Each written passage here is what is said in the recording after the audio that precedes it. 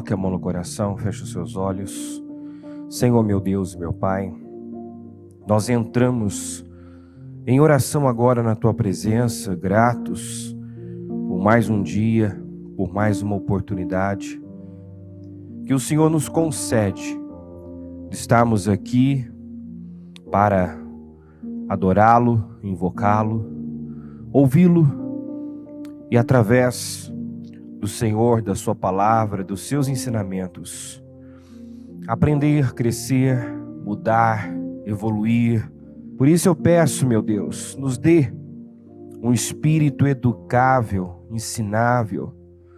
Nos guarda, meu Deus, de nos acostumarmos com este ambiente, de tratarmos como comum aquilo que não é comum. Davi reconhecia o quanto era, meu Deus, uma bênção, o quanto era especial poder estar na tua casa. E de todos os lugares que ele podia estar, o lugar onde ele desejava e buscava estar, era nos teus átrios, era na tua casa, no templo do Senhor, para ali ouvi-lo, para ali aprender com o Senhor. Davi, meu Deus, é o arquétipo, é o modelo daquilo que nós devemos ser hoje, verdadeiros adoradores. Senhor, nós temos falado, o Senhor tem falado conosco sobre isso. O Senhor não está à procura de trabalhadores, mas de adoradores. Daqueles que te adoram em espírito e em verdade, daqueles que entenderam, meu Deus, que o sentido, a razão e o sentido da vida só encontramos no Senhor. Que o propósito da nossa vida é amar o Senhor, servir o Senhor e honrar o Senhor. Ajuda-nos, meu Deus, a viver para aquilo que fomos criados. Ajuda-nos a viver uma vida que te honre, que te glorifique, que te exalte. Não queremos, meu Deus, ser o que muitos são, pedra de tropeço, escândalo, motivo de vergonha. Pessoas que com suas obras e atitudes desencaminham. O Senhor combateu os religiosos de sua época, porque lutavam tanto para fazer um convertido, e quando faziam, conseguiam torná-lo duas vezes pior do que eram. Porque essa é a realidade, meu Pai. Quando nós sabemos e não fazemos, estamos numa condição pior do que aquele que não conhece. A quem muito é dado, muito é exigido, muito é cobrado. À medida que o Senhor vai nos dando entendimento, visão, o Senhor espera que assumamos responsabilidade. Senhor, nos guarda de negligenciarmos nossos deveres e responsabilidades, o que sabemos que nos cabe, que devemos fazer. Tem misericórdia de nós. Senhor, eu te peço perdão pelos erros, pelas falhas, pelas palavras, pelos pensamentos, pelos sentimentos, pelas atitudes. Meu Deus, pela falta de atitude. Perdoa, Senhor. Perdoa se fomos negligentes, ingratos. Meu Deus, perdoa os pecados que cometemos e aqueles que consentimos, talvez. Perdoa, Senhor, porque tão grave quanto o pecado de comissão também é o de omissão. É quando consentimos. Nos guarda, Senhor. Que o temor do Senhor tome o nosso coração. Que não apenas venhamos a amá-lo, meu Deus, mas também a odiar o que é mal. Repudiar aquilo que o Senhor repudia, odeia. Que haja em nós uma aversão a tudo aquilo que nos contamina. Que a decisão tomada por Daniel e que deu condições ao Senhor de levá-lo a um nível ímpar, seja a decisão tomada diariamente por cada um de nós, a decisão de não se contaminar, a decisão, meu Deus, de viver uma vida separada, consagrada ao Senhor. Ajuda-nos, meu Deus. Em nome de Jesus eu peço a tua ajuda. Nós queremos te agradar, estamos aqui por isso e precisamos da graça do Senhor, do auxílio do teu Espírito Santo. Toma as nossas vidas, que o Senhor seja o nosso guia, a força que nos guia, que nos move. Que o Senhor seja de fato essa força, o nosso pastor, aquele que nos conduz, em nome de Jesus. Eu consagro esse trabalho ao Senhor, entrego tudo nas tuas mãos nesse momento e tomo posse de uma manhã, de um dia especial na tua presença. Que daqui possamos sair bem melhores, bem mais fortes, com decisões tomadas, meu Deus, com uma visão ampliada. Assuma o controle, meu Pai, que não seja mais um culto, mais uma reunião, mais um dia de crescimento, de grande proveito para cada um de nós. Amém? Graças a Deus, amém. Gálatas capítulo 6, versículo 7, diz assim: não se deixem enganar, ninguém pode zombar de Deus. A pessoa sempre colherá aquilo que semear. Ninguém pode zombar de Deus. Quer dizer que quando uma pessoa planta uma semente ruim e acredita que no final vai ter o resultado certo, que tudo terminará bem, isso é um tipo de zombaria. Deus entende isso como uma zombaria. Ninguém pode zombar de Deus. Ninguém pode viver na negligência e achar que vai, passar ileso, sem nenhum tipo de consequência. Não, a Bíblia diz que o salário do pecado é a morte, mas a dádiva de Deus é a vida eterna, em Cristo Jesus nosso Senhor. Então, o salário do pecado é a morte. O pecado traz consequências. As nossas escolhas fora de Deus sempre irão trazer consequências. Nós podemos, através de uma nova semeadura, plantando a boa semente, a semente da fé, da obediência, reverter as coisas, passar a viver uma realidade diferente. Mas o que eu plantei de errado, o que eu plantei, a semeadura feita na carne, vai gerar um fruto amargo. E às vezes nós encontramos pessoas que ainda acreditam na mentira, contada desde o início, lá no princípio, certamente não morrerás. Essa mentira que muitas vezes, quando é recebida e aceita, dá segurança para a pessoa ir contra Deus, acreditando que no caso dela vai ser diferente. Não, na minha vida vai ser diferente. Ou então, não, eu tenho controle. Ninguém tem o controle. Vai acontecer na sua vida como aconteceu na vida de todos. Na verdade, esse texto é mais ou menos assim: não paga para ver, porque você verá. Ninguém pode zombar de Deus. Não se deixe enganar.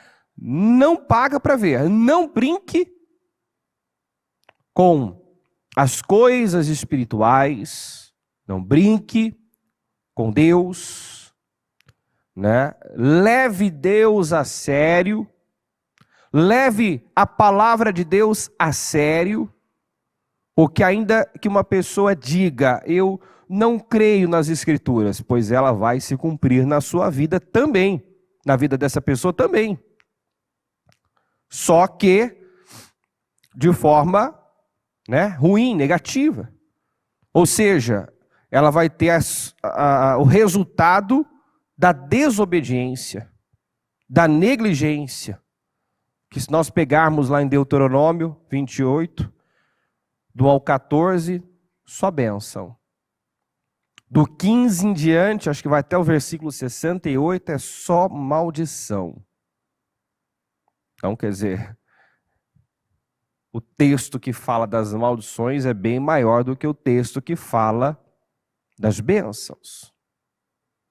E isso tem que nos causar temor, né? Nós temos que tomar cuidado com o senso de impunidade. A longanimidade de Deus não é para despertar esse senso de impunidade. A longanimidade de Deus é para enxergarmos o amor dele. É para vermos o quanto Deus nos ama e o quanto Ele quer que evitemos aquilo que nós não precisamos viver e passar. Tem coisas na vida que são inevitáveis. Mas tem muita coisa que nós poderíamos evitar, muita dor que nós poderíamos ter evitado se fizéssemos, né, as escolhas corretas, escolhas sábias. Ou seja, se decidíssemos a nossa vida com base na palavra, nas Escrituras e não com base na emoção, no sentimento do momento. Amém, gente? Aqui em Deuteronômio 30 diz assim: hoje lhes dei a escolha entre a vida e a morte, entre bênçãos e maldições. Agora chamo os céus e a terra como testemunhas da escolha que fizeram. Escolham a vida para que vocês e seus filhos vivam. Então, aqui fica claro que as nossas escolhas não afetam apenas a nossa vida, mas toda a nossa descendência. Cada decisão, cada atitude que nós tomamos, né? Estamos no mundo espiritual abrindo portas. Eu posso estar abrindo as comportas dos céus para que bênçãos sejam derramadas sobre a minha vida, a minha descendência. Como posso estar abrindo portas para a entrada de demônios, de espíritos, que não ficarão somente na minha vida, mas que, se permitido for, né, atuará de uma geração para outra, passará de uma geração para outra. O diabo, ele quer se perpetuar na vida das pessoas, nas famílias. E nós temos que levar isso muito a sério, não sermos como Ezequias, que embora tenha provado, né, da longanimidade de Deus, todo mundo conhece aquela história, quando ele recebeu uma sentença de morte, mas por ser, sim, né, fiel, orou e Deus atendeu sua oração, dando a ele mais 15 anos de vida,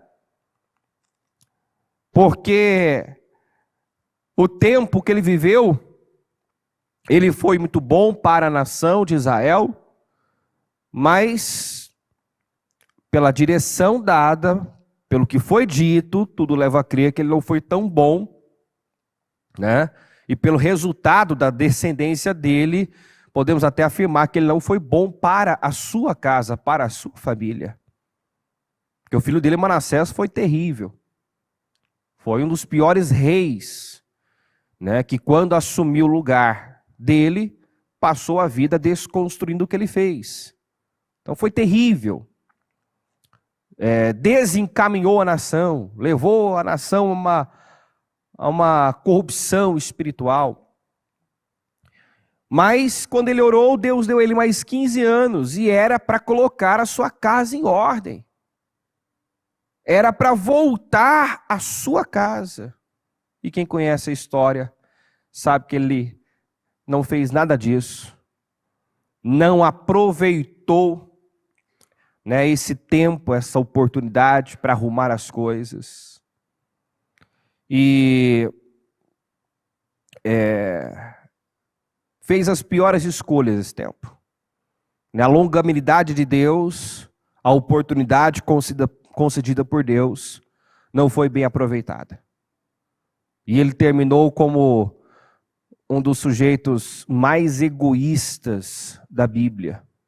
Com aquela fala que choca todo mundo, né? Quando ele ouviu o que aconteceria com ele, com a descendência dele, por conta da negligência dele, ele foi capaz de dizer, boa essa palavra, porque ele entendeu que as consequências viriam para a próxima geração.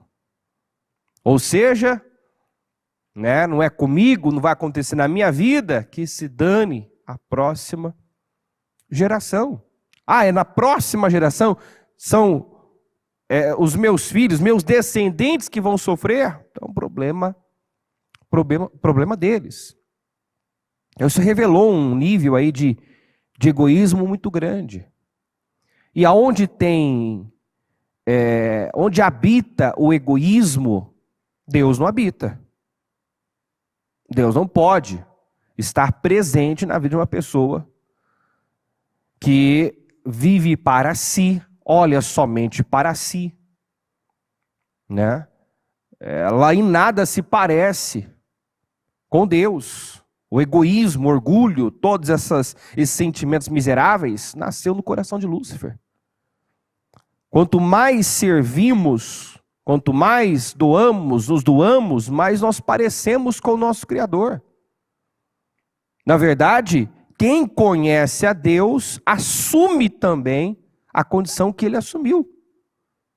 Jesus, sendo Deus, não usurpou ser igual a Deus e assumiu a condição de servo. Então, um crente que foge dessa responsabilidade, que não entendeu que o seu maior chamado é servir, ser servo. Ontem ainda eu falava para uma pessoa, né? Servir tudo está relacionado a servir. Casamento é servir, ter filhos é servir. Se eu não tiver essa mentalidade de servo, tudo na minha vida não vai caminhar bem.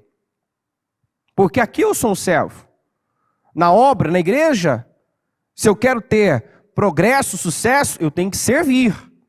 O Senhor disse para os seus discípulos, o maior é aquele que serve. Quem de vocês quiser ser o maior, então sirva.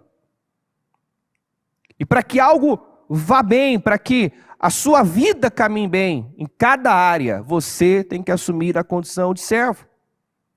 Não de alguém subserviente. Dizia para alguém ontem, sirva, não seja subserviente, não faça tudo que essa pessoa quer que você faça. Porque se nós criarmos nossos filhos assim, você já sabe onde vai dar, né? Se eu atender a todos os pedidos, se eu fizer tudo que ele pede, tem muita coisa que os nossos filhos pedem, que eles querem, mas eles não precisam. Então eu tenho que saber o que ele precisa. Pais responsáveis não dão tudo o que os filhos pedem, dão o que eles precisam. E assim é Deus. Tem coisas que Deus não me entregou, certamente não te entregou ainda. Algumas porque não é o tempo, outras porque não é o que você precisa. E é por isso que nós temos que confiar em Deus o tempo todo. Ele é quem sabe o que é melhor para cada um de nós. E o tempo certo de vivermos cada coisa. Ele que sabe. Sua vontade é perfeita. Seus caminhos, né, seus juízos, seus caminhos são retos, são justos. Deus é confiável. Deus, ele tem toda a credibilidade. Então nós não erramos e não perdemos quando confiamos nele. Nós erramos quando confiamos em nós mesmos, nosso julgamento, e muitas vezes nessa confiança arrombamos portas, passamos por cima de Deus, agimos na carne, né? E perdemos tempo na vida, porque toda vez que eu não espero por Deus e me precipito, eu vou ter que esperar mais. Foi o que aconteceu com Abraão e Sara. Cansamos de esperar, vamos tentar formar família por meio da serva. Já haviam esperado um tempão, tiveram que esperar mais depois dessa precipitação. O tempo, esticaram, ao invés de esticarem a fé, a confiança, esticaram o tempo da espera, tiveram que esperar mais. Então ouça a Deus, submeta-se a Deus, porque Ele sabe o que é melhor para nós. Deus nos ama tanto, que diz aqui, eu coloco diante de vocês, eu estou dando a vida e a morte, a bênção e a maldição. Escolhe, né? E ele diz aqui, escolhem a vida, ele sugere, escolhem a vida para que vocês e seus filhos vivam. Como que eu escolho a vida? Como posso fazer essa escolha? O texto explica.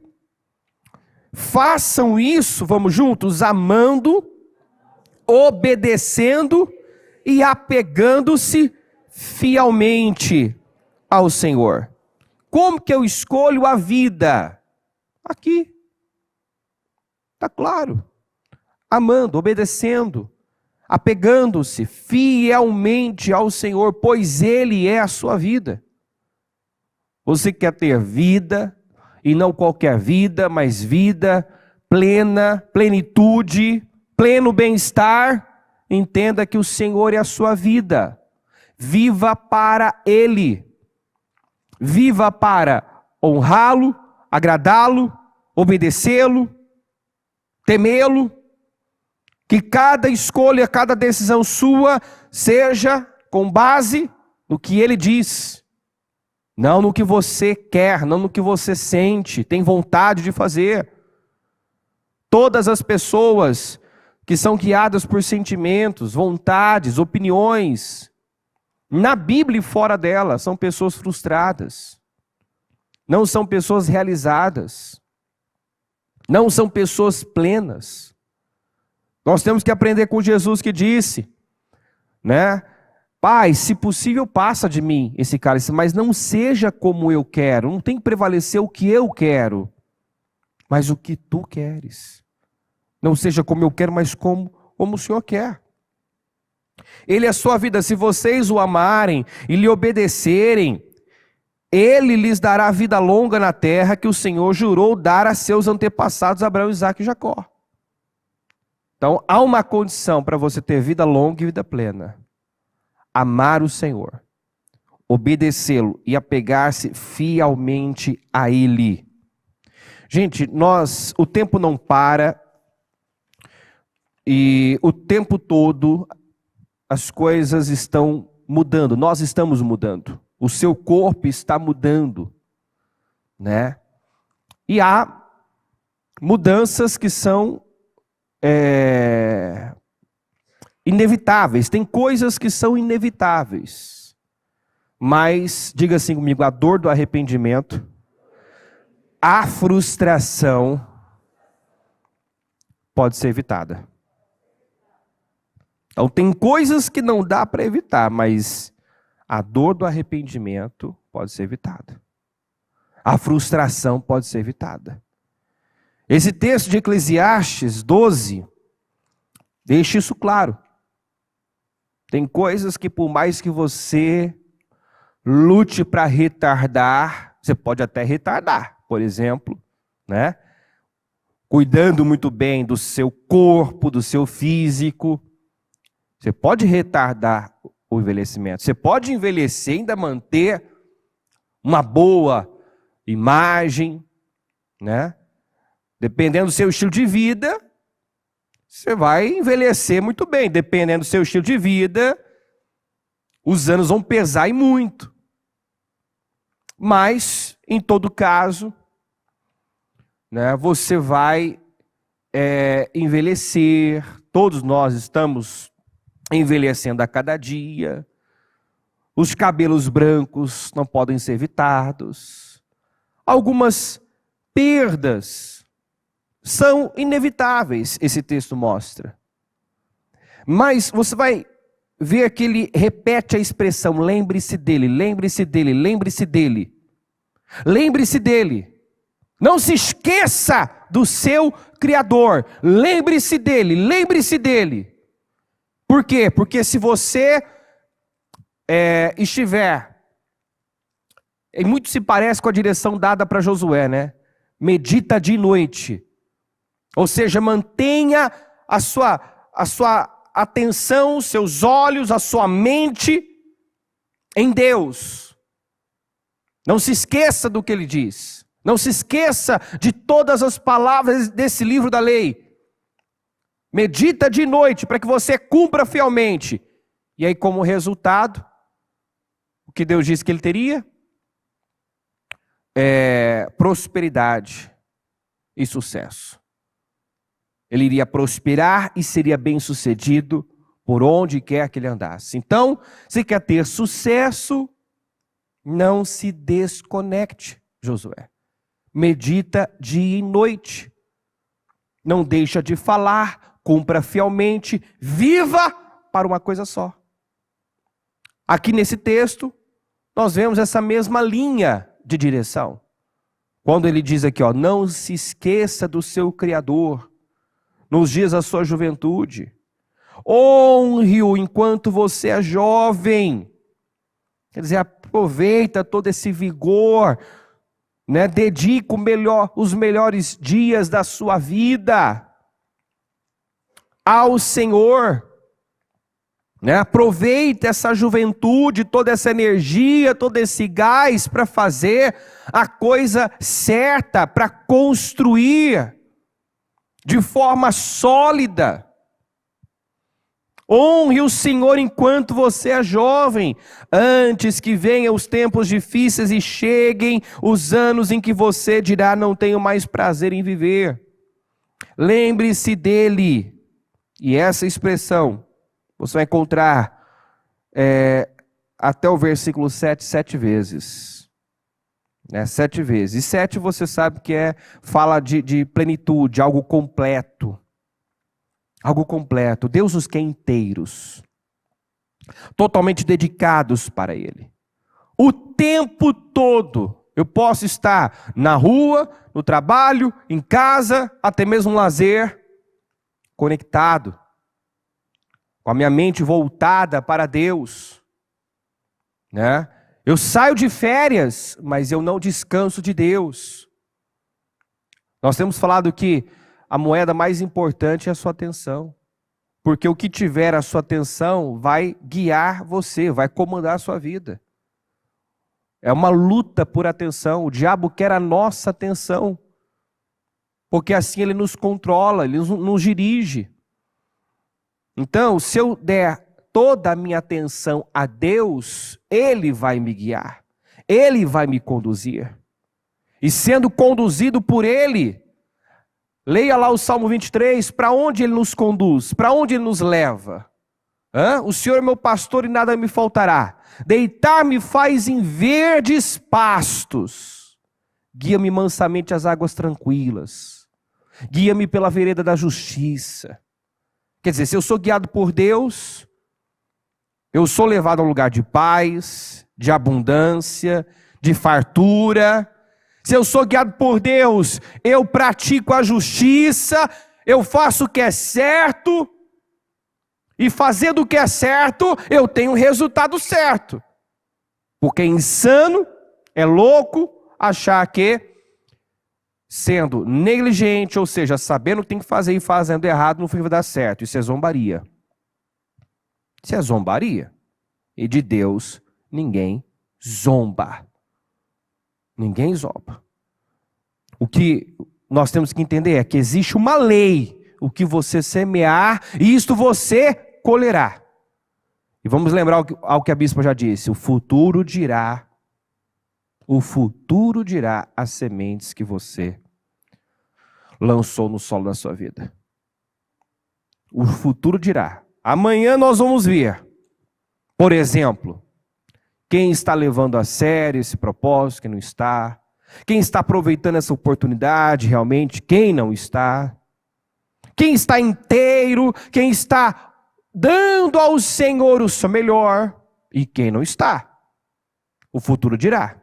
Gente, não se engana, se eu posso fazer mais e faço menos, se está em meu poder, em minhas condições, né, entregar mais, eu entrego menos, eu estou me sabotando, eu estou me enganando. Eu estou me enganando, e Deus está dizendo aqui, ó, não se deixe enganar.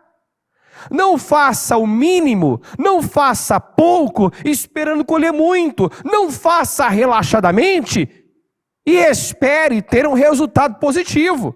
Bênção. Não, maldito é o que faz relaxadamente, diz a Bíblia. Já tem um resultado para quem age assim. Já tem um resultado para quem é negligente, para quem faz relaxadamente. Não precisa se iludir. Não se iluda, na verdade. Não tem como ter um resultado diferente. Fazendo a mesma coisa, fazendo o que dá, sendo guiado por emoções. Lembrem-se dele antes que o sol, a lua, as estrelas percam brilho aos seus olhos, e as nuvens voltem a cobrir o céu depois da chuva. Lembrem-se dele antes que suas pernas comecem a tremer e antes que os seus ombros se curvem. Lembrem-se dele antes que os poucos dentes que lhe restam já não possam mastigar e antes que os seus olhos deixem de ver com clareza. Lembrem-se dele antes que seus ouvidos fiquem fracos e você já não ouça o som das pessoas trabalhando nas ruas. Hoje você levanta com o primeiro canto dos pássaros, mas um dia não os ouvirá mais. Lembrem-se dele antes que você tenha medo de cair e se preocupe com os perigos das ruas, antes que os seus cabelos fiquem brancos como a amendoeira em flor, e você se arraste como um gafanhoto prestes a morrer, e antes que você perca o desejo. Lembrem-se dele antes que falte pouco para descer ao túmulo, seu lar eterno, quando os pranteadores chorarão em seu funeral. Sim, lembrem-se do seu Criador agora. Agora. Porque nós não temos o ontem nem o amanhã, nós temos o agora. E esse lembrem-se dele é mais do que você trazer à memória, pensar em Deus. Esse lembrem-se dele é viva para o propósito da sua vida hoje. Assuma o propósito da sua vida agora. Entenda em definitivo para o que você foi chamado, qual a razão da sua existência. Você está aqui para um propósito. Lembra do Davi. O resumo da vida de Davi foi: serviu a Deus, ao propósito de Deus em sua geração e morreu. É para isso que nós estamos aqui.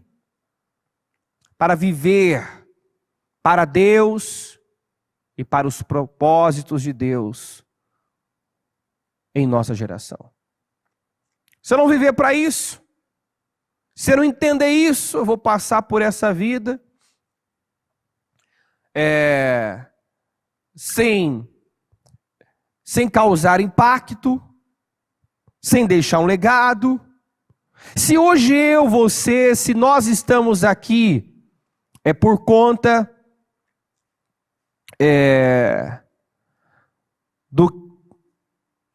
do impacto que a nossa liderança tem tido sobre nós. Se hoje nós estamos aqui, É porque essa liderança foi impactada por Deus, pela palavra. Ou seja, Deus usou alguém para impactá-la. E hoje, Deus a tem usado para nos impactar. Agora, quem eu tenho impactado? Que relevância nós temos tido? A igreja não vive a sua melhor fase. Se nós olharmos para o mundo, vamos ver nitidamente que a igreja abandonou o seu lugar. E quando isso acontece, o espinheiro assume. Então, se o mundo está do jeito que está, é porque a igreja perdeu força. E nós temos que nos levantar. Aquela frase do Nabucodonosor, eu creio ser uma chamada de Deus. Quando Nabucodonosor olhou para a fornalha e disse: servos do Deus Altíssimo, saiam para fora. Saiam para fora. Eu creio que é Deus chamando o seu povo, a sua igreja, realmente para sair para fora, aparecer, brilhar, ocupar o seu lugar, se levantar, né? Como autoridade em casa, no trabalho, onde quer que esteja, ter uma postura diferente. É momento de nós decidirmos não sermos mais um. A decisão de não ser mais um, a decisão de não viver uma vida comum, precisa ser tomada por quem ainda não tomou. O que me diferencia do ímpio? O que me diferencia daquele que está no mundo? Em alguns casos, a diferença é que ele está dentro de uma igreja. Só que a mente não foi renovada, consequentemente, o estilo de vida não foi mudado, a maneira de lidar, as reações. Quantos que estão dentro da igreja, mas ainda o egoísmo domina, o julgamento, a crítica, a calúnia, a fofoca faz parte da vida dele. A fofoca faz parte da vida de muita gente que está dentro da igreja. E nós temos que lembrar que o juízo começa pela casa de Deus. Se a nossa justiça não exceder a dos fariseus, a dos ímpios, como? A palavra diz: como escaparemos nós? Não vamos escapar, não. Ao contrário, a quem muito é dado, muito é cobrado, mais vai ser exigido de nós que temos o conhecimento do que daqueles que não têm. Então Deus espera um povo diferenciado, Deus espera um povo que nada se assemelha a esse mundo, que realmente está num nível, num patamar superior, vive num padrão mais elevado. Lembre-se do seu Criador agora. Agora, enquanto você é jovem. E o jovem não tem muito a ver também. Sim, é para o jovem se lembrar agora do seu Criador. Mas você pode ser um jovem na fé. Pode estar iniciando na fé. Tem gente que não é jovem na fé. Tem gente que já é velho na fé, é velho de casa.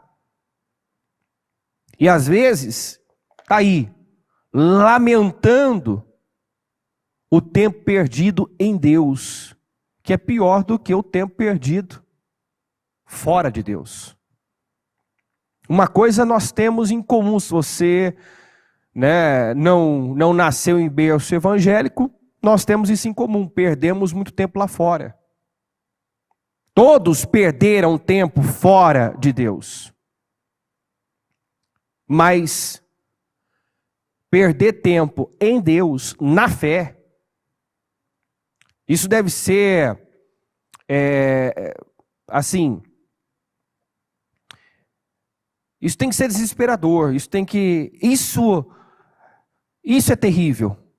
Né? Ainda essa semana, acho que no domingo foi dito isso. A maior desgraça na vida de uma pessoa não é morrer. Viver uma vida sem propósito. Viver uma vida sem propósito, sem direção. Essa é a maior desgraça. Morrer, todos nós vamos morrer. Envelhecer, estamos todos. A cada dia envelhecendo. Né? Mas uns estão obtendo sabedoria, se tornando cada vez mais sábios, cada vez mais parecidos com Deus. Estão plantando para a sua velhice, vão terminar seus dias, né, com contentamento, não sem contentamento, sem alegria, sem felicidade. Mas outros têm plantado para ter um fim infeliz, mesmo tendo a possibilidade de terminar seus dias como Abraão terminou, como Jó terminou, realizado, feliz, pleno. Então assim, não perca tempo. Esse texto aqui de Eclesiastes 12, resumidamente diz isso, não perca tempo. Bispo, e se eu já perdi tempo, o que eu faço? Está aqui, ó. Não se esqueça, lembre-se do seu Criador. Não se esqueça do seu Criador. Como que eu posso remir o tempo? Meditando na palavra dia e noite, me relacionando com Ele. A única forma de remir o tempo, para quem perdeu o tempo, né, é investir realmente num relacionamento sério com Deus. Ter vida com Deus. Porque muitos já passaram tempo demais na igreja, na condição de trabalhadores, frequentadores de igreja, cumprindo com rituais. Esse tempo foi perdido. Cumprindo com protocolos, até fazendo certo, mas muitas vezes sem prazer, sem dedicação. Então esse tempo foi perdido. Quanto tempo, quantas obras queimadas, talvez você já teve. E o Senhor nos chama aqui para um despertar. Chega de perder tempo. O tempo está passando, a sua vida está passando. A nossa vida voa depressa, diz a Bíblia. Passa depressa. O tempo está passando, você está envelhecendo. Isso é inevitável. Seu corpo está mudando. Na verdade, tudo em você está mudando. E o que deveria também estar mudando, muitas vezes não muda, é a mentalidade, a forma de pensar. Se tudo está mudando, por que não mudar a forma de pensar? Se tudo está mudando, por que não mudar internamente a visão, a mentalidade, não sofrer metanoia? Por quê? Quantos que entra ano, sai ano, estão no mesmo lugar? Será que esse é o propósito, a vontade de Deus para essa pessoa? Não, claro que não. Deus quer que um ano seja superior ao outro. Deus quer que a cada ano você esteja melhor, vivendo coisas novas. Mas se o odre permanece velho, se a mente não é renovada, a postura não muda, ela continua vivendo os mesmos resultados. Esse tipo de gente, ou em algum momento de muita frustração, né, faz como Ana, se levanta, rompe, decide fazer o que podia ter feito há 10, 15, 20 anos atrás, ou ela acaba desistindo da fé, abrindo mão. De duas uma. Ela diz, basta, chega, perdi tempo demais, vou assumir responsabilidade. Ou então ela desanima. Ela se entrega. É tempo de tomarmos a decisão, que nós falamos no domingo ainda. De todos os dias, quebrar, né, o vaso de alabastro e derramar o nosso melhor ao Senhor. Ter a atitude de um verdadeiro adorador, que a cada oportunidade, que aproveita cada oportunidade e derrama o seu melhor ao Senhor. Essa é uma oportunidade. Vamos avaliar aqui, esse culto. Você está inteiro, a sua atenção está totalmente voltada para o que está acontecendo agora? Ou você já está desperdiçando essa oportunidade, se dividindo, permitindo a sua mente, se dispersar? O tempo todo nós estamos tendo oportunidades de derramar o nosso melhor, de fazer o nosso melhor. Alguns daqui a pouco vão sair daqui e vão para um trabalho social. Muito bom, Esteja envolvido com projetos saudáveis. Use a sua vida para algo relevante. Mas vamos lembrar o que Jesus disse para essa mulher, aqui em Mateus 26, Mateus 26, eu vou pegar aqui já no versículo 8, tá? Vendo isso, os discípulos ficaram indignados e disseram: para que esse desperdício? Este perfume poderia ter sido vendido por muito dinheiro, para ser dado aos pobres. Mas Jesus, sabendo disto, lhes disse: por que vocês estão incomodando essa mulher? Ela praticou uma boa ação para comigo, porque os pobres estarão sempre com vocês, mas a mim vocês nem sempre terão. Porque derramando esse perfume sobre o meu corpo, ela o fez para o meu sepultamento. E em verdade eu lhes digo, que onde for pregado em todo o mundo este evangelho, também será contado o que ela fez para a memória dela. Jesus elogiou, Jesus disse que a atitude dessa mulher não seria esquecida, que aonde o evangelho fosse pregado, o que ela fez seria contado em memória dela. Nem sabemos o nome dela, isso é irrelevante. Importa o que ela fez, a atitude que ela teve, o legado que ela deixou. Nós não sabemos o nome dessa mulher, mas a atitude dela nos impacta até hoje. O que ela fez, no mundo todo, está impactando pessoas, despertando pessoas, aquelas que realmente desejam agradar a Deus. É impossível ler uma história, ler um texto como esse, quem realmente quer agradar a Deus, e não ser impactado. Porque ela fez o que nenhum dos outros que estavam ali fez. E normalmente esse tipo de atitude gera um incômodo mesmo. Quando uma pessoa faz o que é incomum, quando uma pessoa se doa num nível que para muitos é inatingível, ela faz algo, ela atinge um resultado que outros querem, mas não estão dispostos a fazer, o que é preciso, se incomodam. Então, toda vez que uma pessoa, vai além, ela incomoda quem não quer ir além. Ela choca muitas vezes, ela causa até uma revolta, uma indignação, como causou aqui, Eles ficaram indignados, esse indignado é em fúria mesmo. Em fúria, eles ficaram furiosos, E é sempre assim, quando eu não quero fazer uma coisa, eu tento desconstruir, diminuir.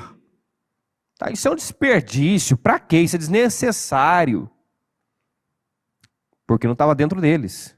Porque eles não tinham disposição para aquilo. Eles não tinham fé para aquilo, disposição para aquilo. Então, não vamos enaltecer, vamos diminuir, vamos abafar isso aqui, tratar isso aqui como nada, para que a gente não fique como, né, aquelas pessoas que não têm disposição para mais. Está entendendo isso ou não? Infelizmente, essa é a maneira que algumas pessoas escolhem de viver. Atacando, julgando, diminuindo, falando mal dos outros. É a forma miserável que alguns encontraram de existir, né? Mas outros são como essa mulher, que quando tem oportunidade, faz e faz o seu melhor. Derrama o seu melhor. Deus espera que todos os dias nós tomemos a atitude que essa mulher tomou. Que a cada dia você seja capaz de quebrar o vaso, e esse vaso é você. Esse vaso de alabastro somos nós. Todos os dias temos que ser quebrados. Estamos abertos a isso, né? A sermos quebrados, trabalhados, moldados por Deus. Porque todas as pessoas duras, resistentes a Deus, são pessoas com quem Deus não pode trabalhar, são pessoas que por fim Deus acaba assim, abrindo mão, né? Ou seja, entregando a pessoa ao seu raciocínio, às suas vontades, às suas emoções. Deus queria usar, por exemplo, Jonas para muito mais, mas ele era duro, orgulhoso, né? Não estava disposto a se submeter a Deus, ao modo de Deus. E mesmo Deus até desenhando para ele através daquela árvore lá, para mostrar que ele estava errado, que ele precisava mudar seus conceitos, sua visão de vida. Deus desenhou. Aquilo foi um desenho. Eu vou te mostrar aqui, eu vou desenhar para você o que está acontecendo com você. Fez uma planta nascer num dia, morrer no outro. E ele ficou furioso porque aquela planta morreu, né? Ficou com dó da planta, mas estava tudo certo, uma cidade inteira, né, ser destruída, sem ao menos ter a oportunidade de ser salva. Então ali Deus quis mostrar o seu nível de egoísmo, de orgulho, mas ele não viu. Ou se viu, não quis reconhecer. E a história do Jonas termina assim, como alguém, né, que foi usado por Deus, uma única pregação dele tocou 120 mil pessoas. Ele foi o instrumento usado para salvar 120 mil pessoas. Imagina quanto mais Deus poderia ter feito através dele se ele fosse submisso a Deus. Mas não, estava cheio de si, duro, não se quebrava, né? Não se quebrava, podia ter entregado mais, levava 3 dias para percorrer a cidade de Nínive, fez num dia só. E ainda teve um resultado surpreendente. Então, assim, por fim, esse tipo de gente é o tipo de gente que Deus não pode usar, trabalhar, porque não se quebra, não se derrama, né? Faz ao seu modo, faz o seu jeito, faz o que dá, não entrega tudo que pode entregar. E o exemplo aqui, a referência de entrega tem que ser essa mulher. Porque Jesus disse, onde o evangelho for pregado, a atitude dela vai ser contada. Atitude, ele não disse, onde for pregado, né, o que Moisés, o que Abraão fez, quer dizer, ele enalteceu essa mulher, a atitude dessa mulher. Deixar claro que não foi pouca coisa o que ela fez. E é engraçado isso, né? Enquanto ela estava lá derramando o seu melhor, tinha os críticos e questionadores de plantão vendo a atitude dela como um desperdício, como algo banal. Sempre tem esse tipo de gente. Sempre tem uma Mical que está vendo o adorador Davi, né, se derramando na presença de Deus e olhando com desprezo. Isso é desnecessário. Que vexame. Para que isso? isso é um exagero. Sempre tem esse tipo de gente que não faz e critica quem faz. Que não faz e se incomoda com quem faz. Né? Que não adora e critica quem adora. Cada um escolhe de que lado vai estar. Que tipo de gente vai ser. Tem os trabalhadores e tem os adoradores. Né? Tem aqueles que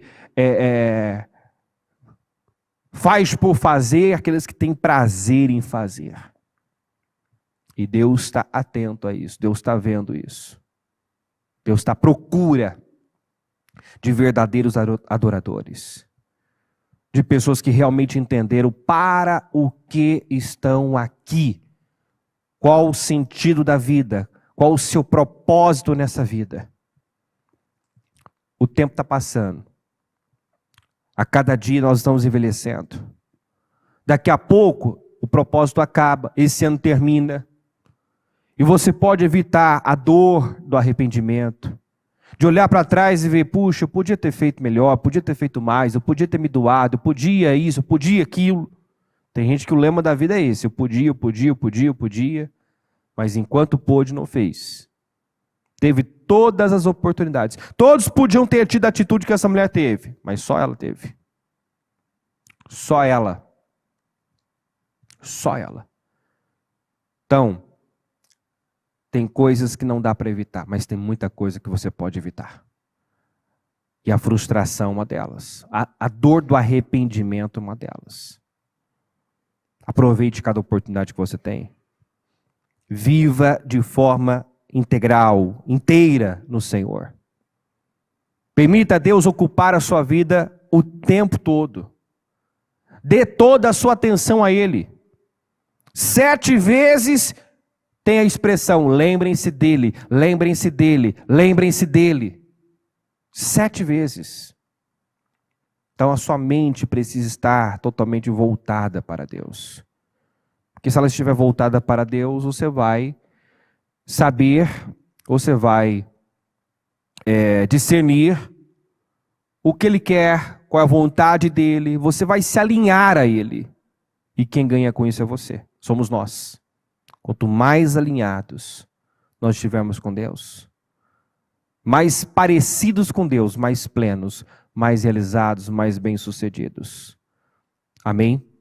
Pega o seu propósito, fique em pé por gentileza, coloca no teu coração.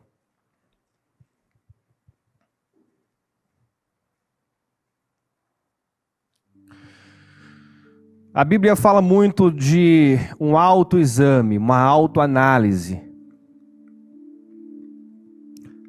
Nós não podemos julgar o coração de uma pessoa, só ela. Você julga o seu coração. Eu julgo o meu, cada um julga o seu próprio coração. Né? Somente você e Deus sabe quem você realmente é. Que nós não somos o que aparentamos ser. Né? Nós podemos trabalhar uma imagem, nós podemos vender muito bem uma imagem, mas todos nós somos bem mais do que as pessoas podem ver. Você está vendo uma pessoa aqui, né? Eu posso ser exatamente isso ou não. Quem eu sou, quem você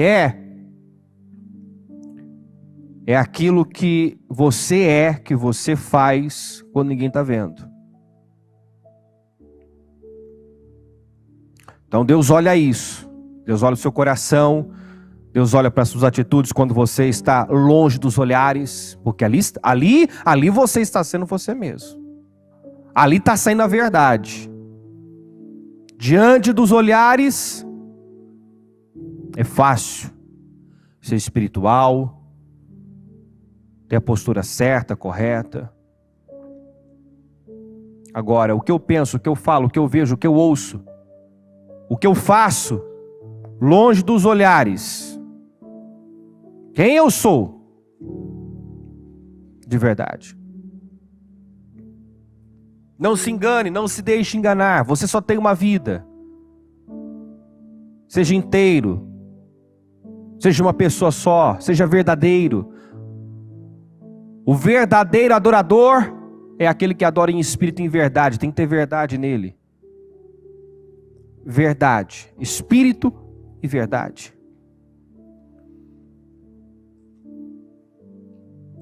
Nós não podemos julgar o coração, mas a Bíblia diz que pelos frutos se conhece a árvore. O fruto revela o coração. A atitude, o que a pessoa fala, revela o que está dentro. Não é incomum, às vezes, conversar com uma pessoa que está verbalizando uma coisa, afirmando muitas vezes com palavras uma coisa, mas a atitude está mostrando outra. É como Saul, né? Quando Samuel foi repreendê-lo, dizendo que ele não havia obedecido ao Senhor. Ao invés dele admitir logo o erro, não, eu fui fraco, eu fui covarde, eu temi, eu tive medo, né? Eu vi os soldados fugindo, os inimigos filisteus se aproximando, né? E eu tive medo, eu acabei me precipitando, eu fui lá e ofereci o sacrifício mesmo. Eu não confiei, eu fui covarde. Quando ele foi repreendido, enquanto ele pôde, ele tentou convencer que estava certo. Não, você não obedeceu. Não, eu obedeci. Não, você não obedeceu. Não, eu obedeci. Não, a ordem foi para destruir totalmente os amalequitas. Mas você poupou. Não, eu só poupei o melhor dos rebanhos, mas o restante eu destruí tudo. Eu fiz o que é certo. Não, você não fez.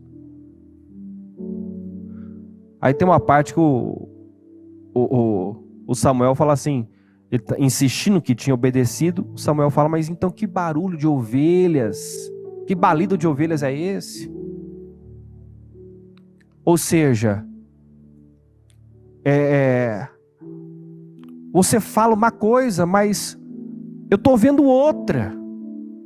Está todo mundo vendo outra coisa. Não vai prevalecer o que você está falando. Você está dizendo, eu obedeci, mas que balido de ovelhas é esse aqui? Ó? Essas ovelhas deviam ter sido mortas, como todos os amalequitas. Era para eliminar tudo. Então você fala uma coisa, afirma uma coisa, mas está todo mundo vendo outra coisa.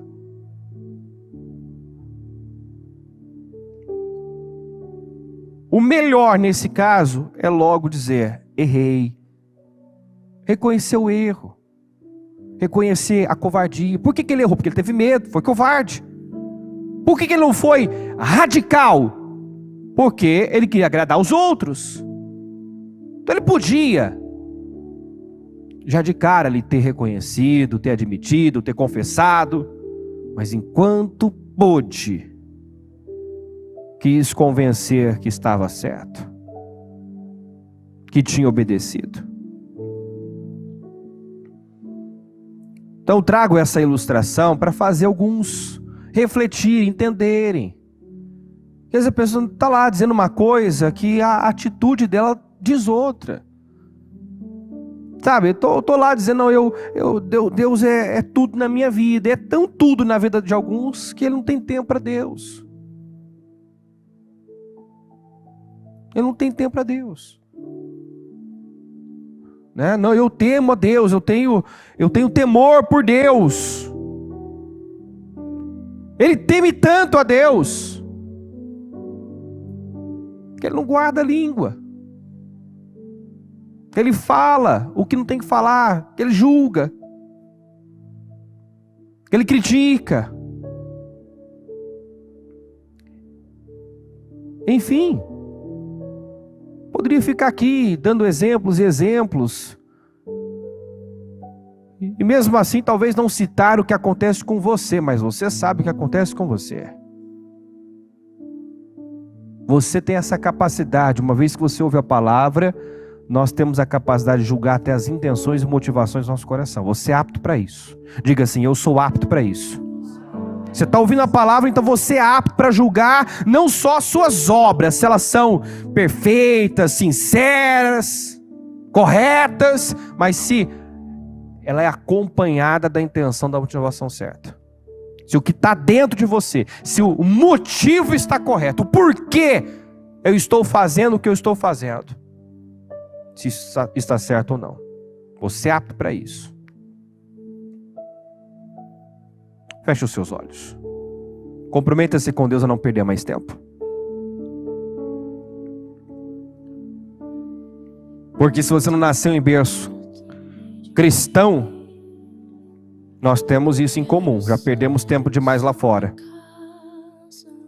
sem o conhecimento da verdade, da palavra.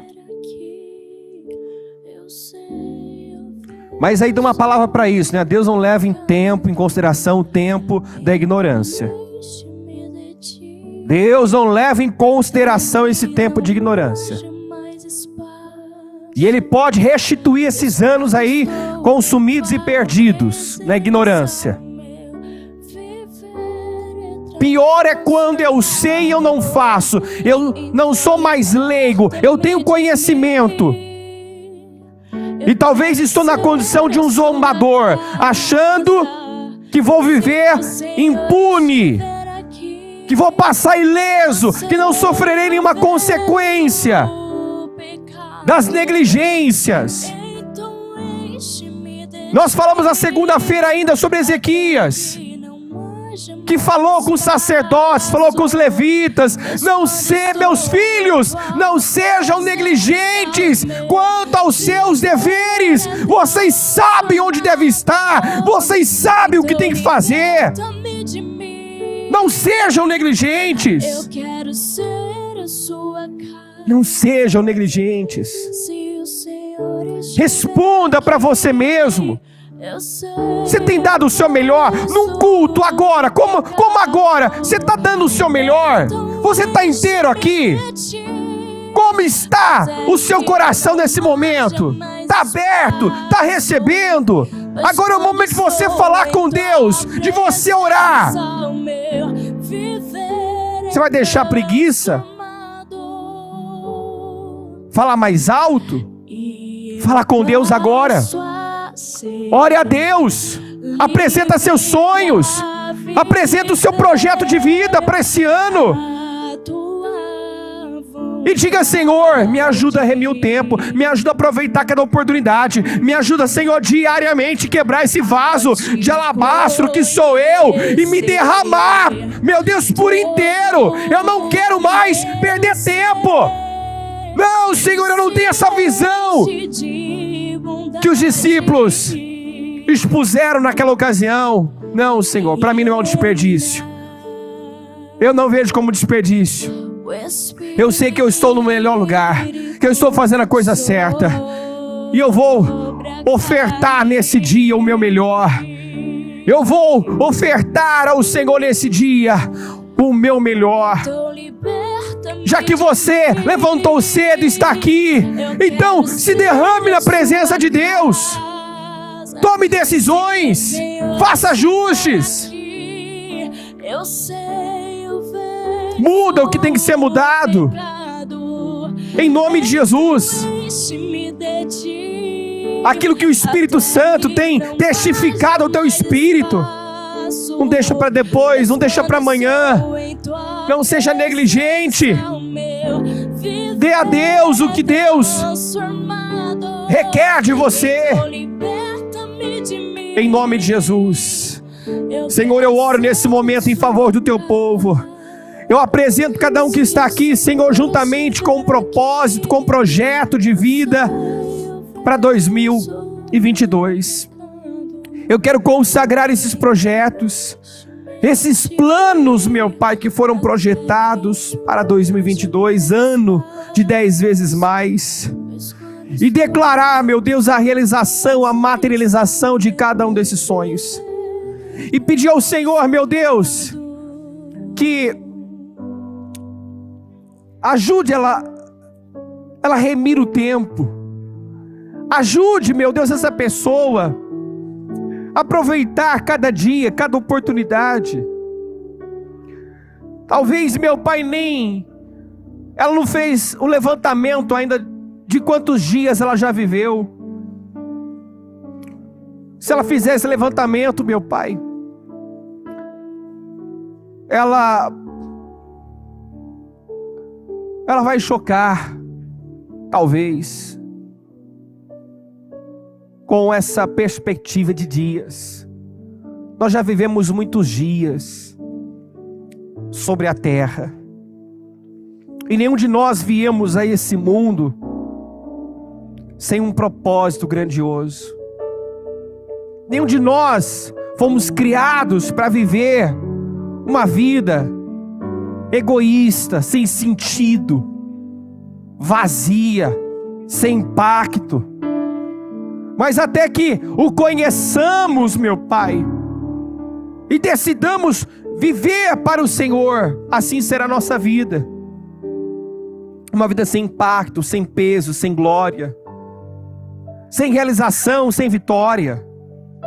Quantos, meu Pai, que já estão com seus cabelos brancos, sua vista fraca, que é a tendência, Senhor. É o que acontece naturalmente. Algumas perdas são inevitáveis. Tem coisas que são inevitáveis. Mas a frustração, a irrelevância pode ser evitada. Quantos, meu Pai, que a idade vai chegando e só tem amargura, arrependimento. Senhor, eu oro para que nos ajude. Eu faço a oração do salmista: ensina-nos a contar os nossos dias, meu Deus, de forma que alcancemos um coração sábio, um coração entendido. Oh, meu Pai, nos guarda de apenas envelhecermos. Ajuda-nos a adquirir sabedoria, fazemos as escolhas corretas, que vão beneficiar a nossa vida e a nossa descendência, que vão deixar um legado, meu Pai, que vai inspirar outras pessoas. Eu oro, meu Deus, para que cada um deseje isso com a sua alma, de todo o seu coração, passar por essa terra, meu Deus, e deixar um legado, impactar vidas, em nome de Jesus. Ajuda, meu Deus, cada um que está aqui viver para o Senhor, para a Tua honra, para a Tua glória, que a nossa vida seja um louvor ao Senhor, meu Deus, que sejamos os Daniéis dos dias de hoje. Através do Daniel, Senhor, toda uma nação reconheceu a grandeza, a soberania do Senhor. Através de Daniel, Senhor, o mundo pôde reconhecer que o Senhor é Deus. Através do Elias, todo o povo disse: só o Senhor é Deus. Através da mulher samaritana, uma cidade inteira foi salva. Então nós podemos fazer muito mais, impactar muito mais. Mas primeiro precisamos ser impactados pela palavra, sofremos essa metanoia, entendemos o real sentido e significado da vida. Fala melhor aos corações, meu Deus, e que aqui haja um povo vivendo para algo maior, algo superior, meu Deus, vivendo com a perspectiva da eternidade. Que ela não viva só para essa vida, meu Deus, mas que ela busque esta pátria celestial, em nome de Jesus. Abençoa o teu povo com entendimento, com visão, com discernimento, em nome de Jesus.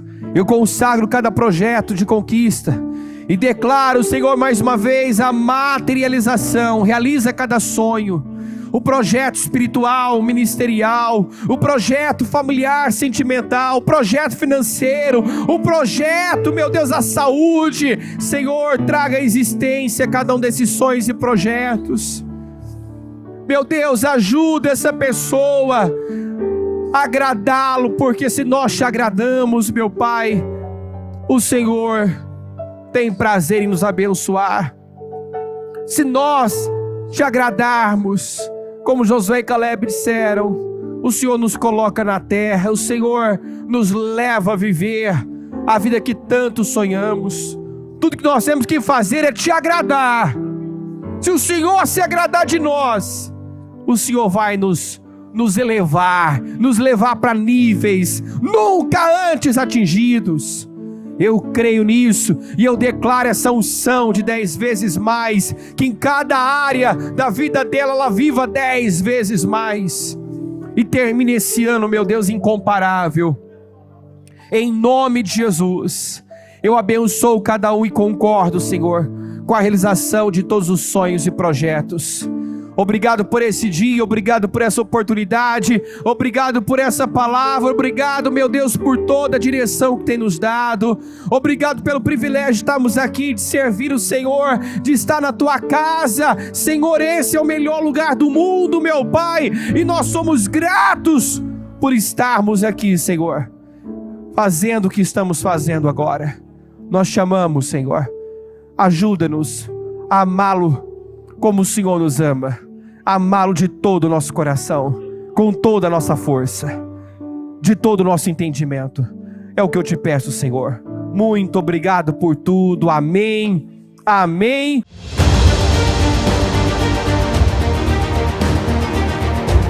Nós precisamos